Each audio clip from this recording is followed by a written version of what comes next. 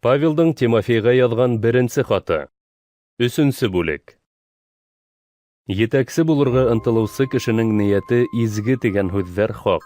Етәксе намыслы тормош алып барган, ҡатынына тоғро ир, айыҡ аҡыллы, тотанаҡлы, ихтирам ҡаҙанған, ҡунаҡсыл, өйрәтеүгә маһир булырға тейеш.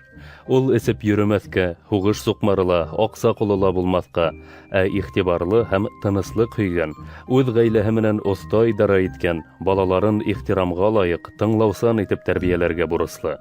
Әгәр үҙ ғаиләһе менән идара итә белмәһә, Алла берҙәмлеге хаҡында нисек хәстәрләй алыр? Етәксе ҡупайып китеп, иблис төшкән хөкөмгә дусар ителмәһен өсөн, ул иманға яңы ғына килеүселәр араһынан булырға тейеш түгел. Ғәйеп тыуҙырмау һәм иблис тоҙағына эләкмәҫ өсөн, етәксенең иман тотмаусылар араһында ла даны яҡшы булыуы мотлаҡ.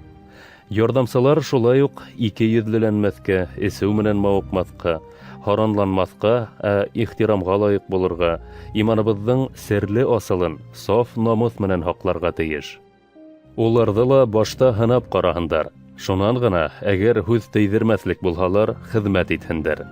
Шулай уҡ ярҙамсы ҡатындар да ихтирамға лайыҡ, яла яғып йөрөмәгән, айыҡ аҡыллы, һәр яҡлап ышаныс яулаған кеше булһын.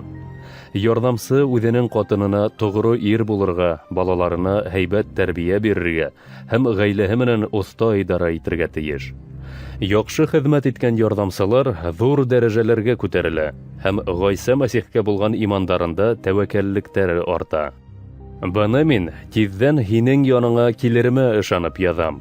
Әгәр мин оҙаҡлаһам, хәҡиҡәттең терәге һәм нигеҙе булған тере Алланың берҙәмлегендә, йәғни Алла йортонда нимә эшләргә кәрәклеген белергә тейешһең. Иманыбыҙҙың серле асылының бөйөк булыуы бәхәсһеҙ. Ул кеше тәнендә килде. Уның хаҡлығы изге рух ярҙамында раҫланды. Уны фәрештәләр күрҙе. Ул халыҡтар араһында вәғәзләнде. Донъяла иман менән ҡабул ителде. Данда күккә күтәрелде.